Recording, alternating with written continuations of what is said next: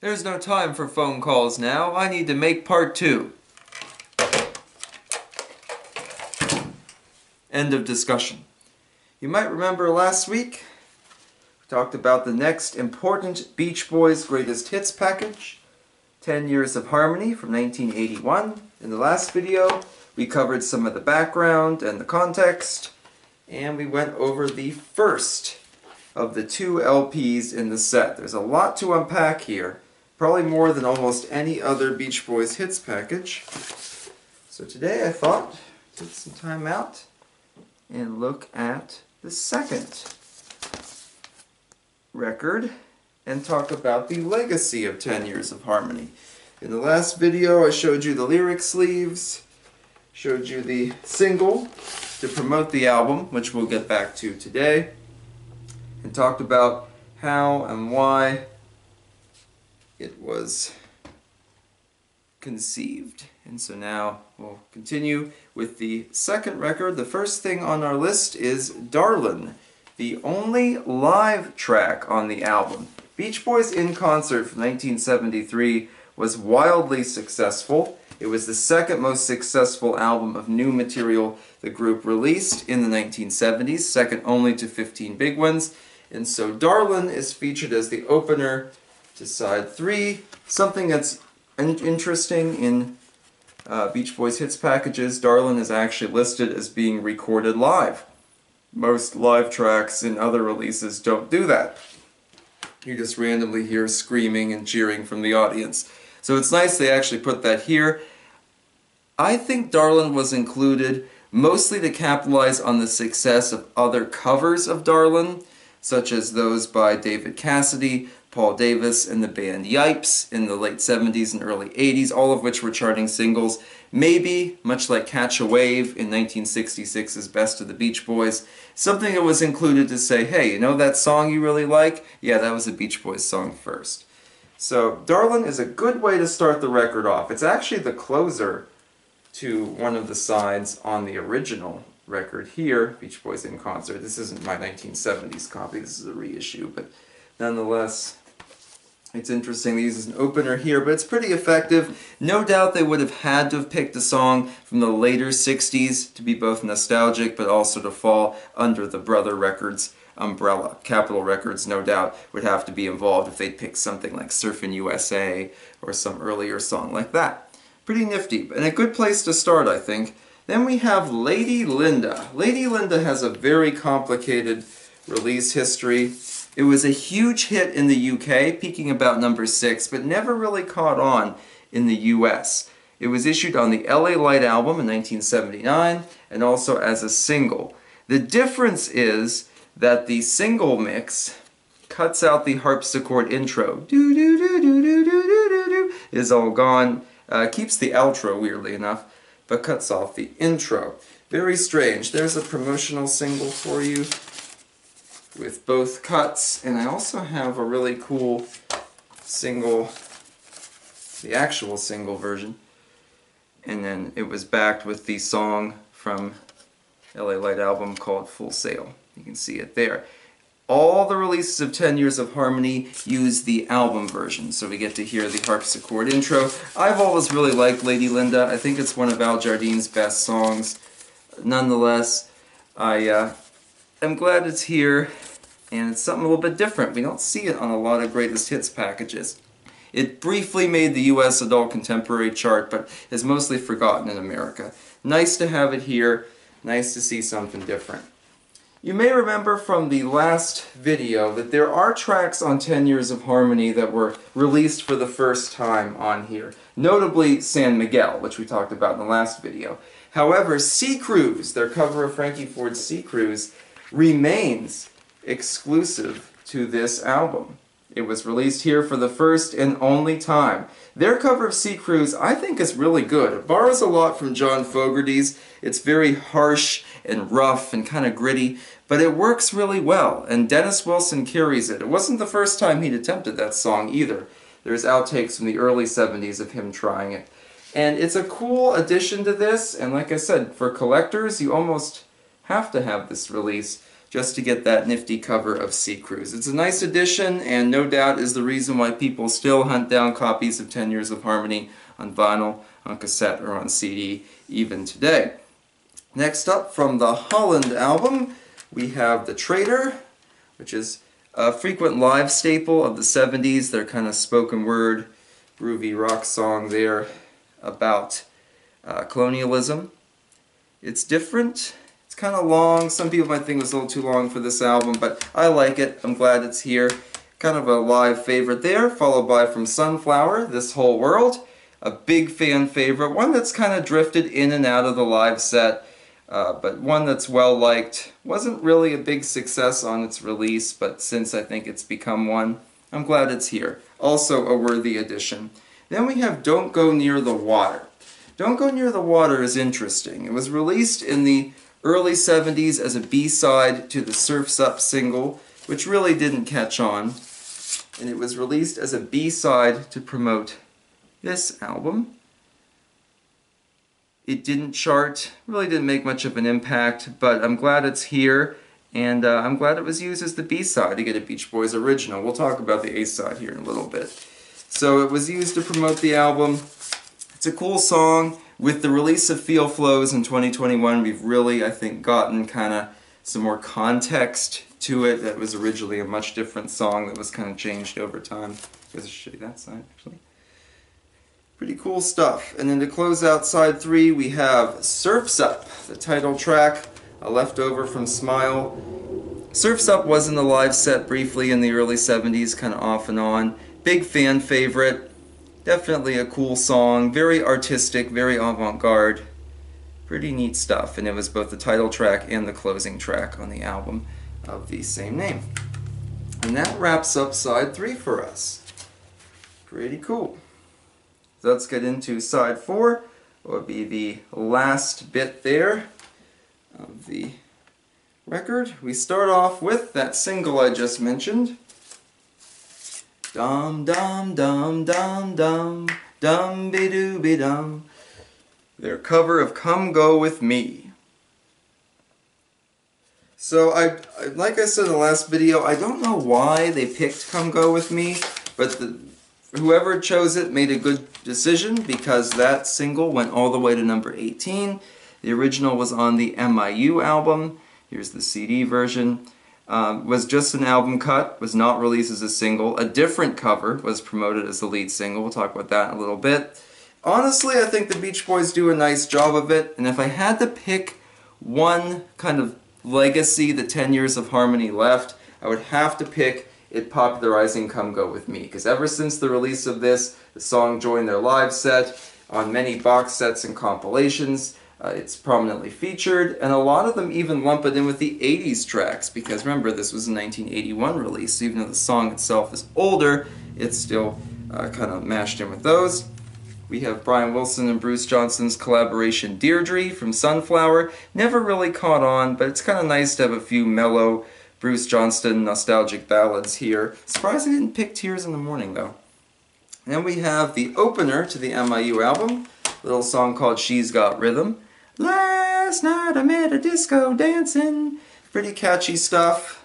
Kind of weird they put it right after a ballad, but honestly it doesn't feel too out of touch there. And if you're looking for a really upbeat jazzy song, be the way to go. Then we have one of the most interesting tracks, maybe the most interesting. We have a song from Dennis Wilson's solo album. We have River Song. Now River Song does have something of a Beach Boys pedigree. It was attempted by the group, and there are rumors of different recordings with certain members of the group besides Dennis singing on it. But honestly, it's best remembered as a Denny song. It was the lead single for this album. Didn't do much. And although we don't generally see Beach Boys solo tracks, even on like compilations and big box sets and stuff, it's kind of nice to have it here. And it's Beach Boys enough that you can still kind of sell it as a Beach Boys song. You know, the group's involvement was there, and in another universe, I'm sure it actually was a Beach Boys song. They finished their recording, and you can find bootlegs on YouTube of various early 70s concert performances of River Song. So it's a nice touch. Feels really authentic on here. Then we have a trio of songs to finish up the whole album and the record, both Long Promised Road, the main charting single from the Surf's Up album, followed by Feel Flows and Till I Die. Feel Flows, of course, has come back into vogue in the last few years, being done live, being the title of the big box set to celebrate Sunflower and Surf's Up. Like this. And Till I Die, big classic there, known as probably their most melancholy song. So Surf's Up was an album that, one of the few 70s albums that was both a commercial and critical success. So it makes sense they'd mine quite a few songs from it, and this big sort of closing suite from the album, I think, does it a good credit, showing, hey, remember, the Beach Boys could be both avant-garde and traditional. They can do music of all different kinds. And that wraps up the analysis of 10 Years of Harmony, the record. But we have a few other things to talk about before our time together is through. Notably, the cassette release. I believe this is a 1981 cassette, or certainly from the early 80s. The cassette follows the record very closely. The only real difference, and I'll actually read off the cassette tape for you, I'll take my sunglasses off. Due to tape cassette programming limitations, one selection has been deleted from the original album program. And you can see that disclaimer. It's on the box and also on the tape itself.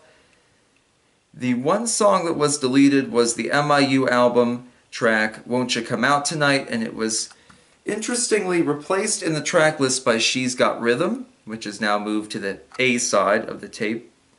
And then there's just, it goes straight from, it kind of skips straight past it, I should say, on the reverse side. That's really the only difference between the cassette tape and the original vinyl. Glad I have both, though.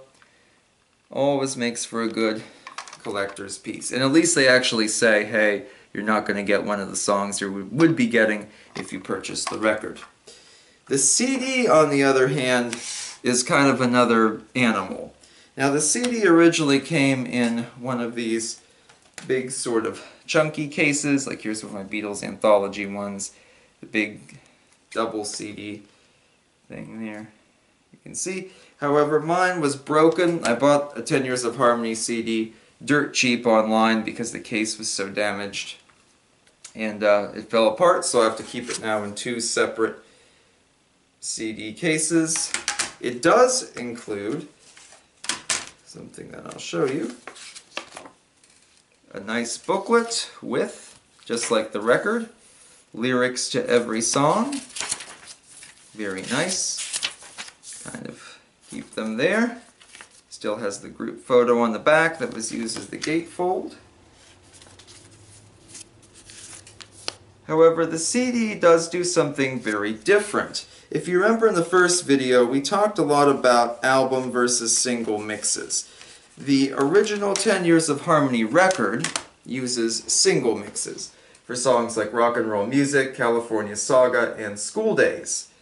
The CD replaces those singles with the original album mixes, so the ones you'd find on the LPs.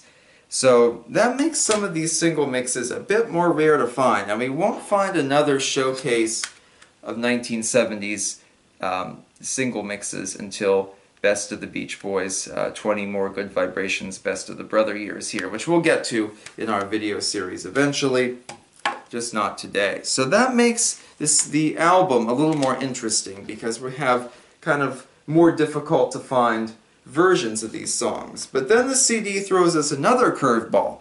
Remember, Come Go With Me is kind of the main song on here. It was used to promote the release. However, the CD doesn't use this version of Come Go With Me. Rather, it uses an alternate take. An earlier version, presumably for 15 Big Ones in 1976. I can't confirm that. I've seen that online. I don't know if it's 100% true, but it's definitely a different version. It's much slower, and there's much heavier emphasis on like the bass vocals and kind of I will say a lower tone, I guess I should say. It's a little bit different, and it's exclusive to the CDs, at least for now anyway, until we get an MIU album box set. So it's very interesting. Other songs don't change, like Cool Cool Water is a single on both here and here. Lady Linda is the album version on both here and here. But those three and the Come Go With Me version there are completely different. And it makes the CD a cool collector's item too. There are some CDs of the MIU album that feature alternate takes too. I'm not sure if it's the same one on here. If you know anything about the MIU album, individual CD releases, please do comment below and let me know, because I'm very curious to find out too. Alright, so let's talk about some omissions. The three most commercially successful Beach Boys songs of the 70s are all included. That's Rock and Roll Music, It's Okay, and Good Timin'. However, the fourth is not. Do you know what it was? Give you a little hint. Here comes the night. Oh, here comes the night. Ow, oh. So yeah, Here Comes the Night, the big disco extravaganza there. The shorter 4-minute version peaked at number 44, almost as successful as Good Timin' had been. It is not included here. I don't think it would have hurt it to include it, but it's definitely an odd choice. Here's the 12-inch single. We talked a lot about Here Comes the Night in my 1 Foot of Fun Fun Fun video. I don't know. It probably didn't really fit in here. Something that is a more surprising omission was another charting success, another top 50 or so single from the time. Their cover of Peggy Sue, weirdly enough, was not featured. Steve Lewis of the Beach Boys Basement has a great video about the late 70s and the Buddy Holly craze, and I think their cover of Peggy Sue would have fit really well on here. And it was a reasonably well-charting single. It was the lead single to the MIU album.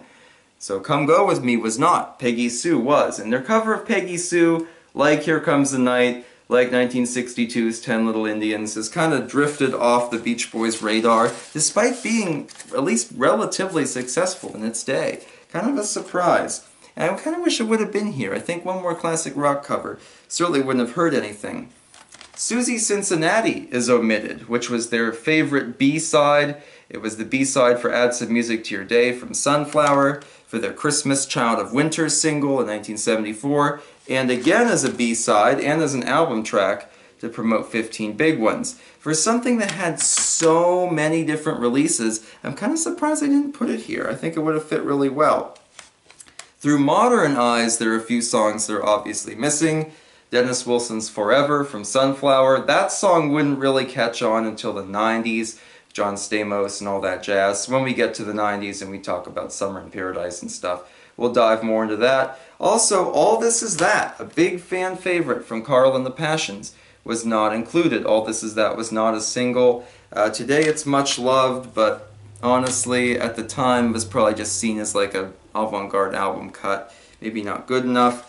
Interestingly, the lead single for Carl and the Passions, You Need a Mess of Help to Stand Alone, is not featured. That's kind of surprised me, because I would have thought that'd be the kind of thing they'd put on there, but All This Is That was not, or excuse me, You Need a Mess of Help to Stand Alone, was also not really all that successful. There's very little from 15 Big Ones, despite its success. I think maybe they would have put on Everyone's in Love with You, or one of the other covers, just to kind of fill things out. I don't know. Alright, next up, let's take a look-see at the overall tally of how many albums were represented and kind of how it was dispersed. Because despite being a showcase of the 70s, it's not evenly distributed among them. So we have one song that kind of was only a single. That's It's a Beautiful Day. That's from the Americathon soundtrack album. So I guess you could argue it was released on an LP, but it is a different mix. And it was only, the full version is only available on the Americathon soundtrack record.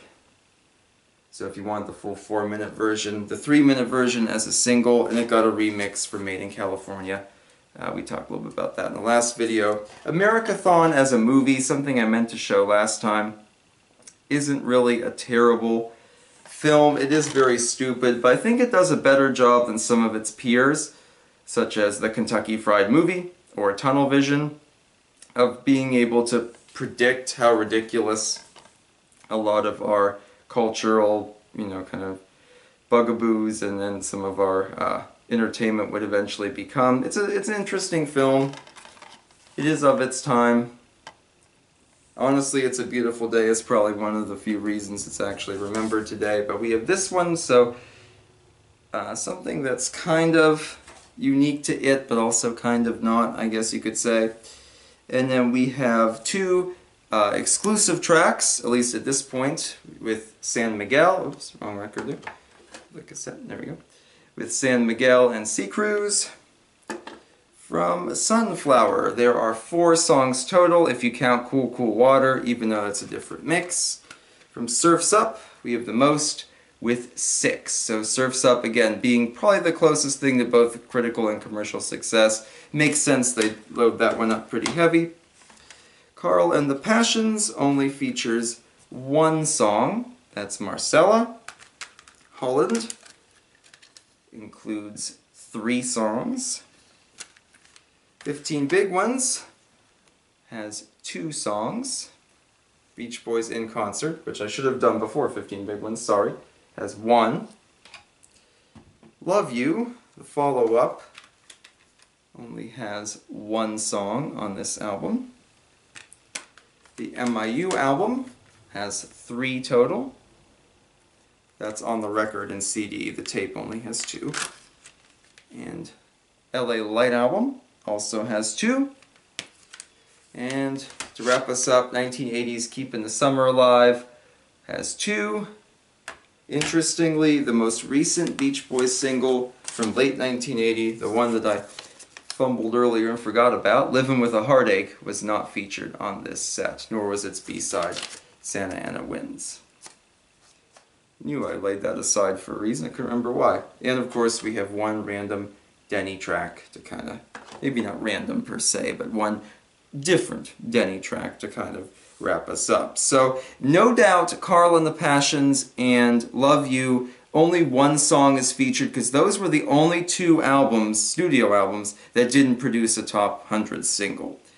As no singles were released for Beach Boys in Concert, at least none that I'm aware of. Makes sense they only feature 1 there, and as this is a Dennis Wilson project, although River Song has Beach Boys ties, maybe other ones don't. So I kind of get why they'd only include 1 there. So despite the big success of the Come Go With Me single reaching number 18, 10 Years of Harmony was not a particularly big success, peaking at 156. I do like this album cover. Indeed, this is the record I took with me to the Beach Boys historic landmark in Hawthorne, and uses a prop there. Bruce Johnston is not featured, no doubt, because he had only just rejoined the group. Maybe they weren't quite ready to welcome him back completely with open arms. It's a very interesting collector's item today, and indeed with tracks that are still very much exclusive to it, it makes sense that the collectors would still be searching for it, and it still has a lot to offer, and is one of the few kind of 70s time capsules we have from the group. Like I said, when we get to Best of the Brother years, we'll get into some more of that. But honestly, it's one of my favorites, if not my favorite, of all the hits packages, because there's so much diversity and so much interesting stuff inside. And it'll be an interesting contrast when we get to our next episode and we take a look at Sunshine Dream, Capitol's answer to this album. I hope you've enjoyed my little 10 Years of Harmony saga. I hope to see you next time for Sunshine Dream and in the future too. Please leave a comment below with some of your favorites. And as always, thank you for watching, and go out there and catch a wave. Thanks again.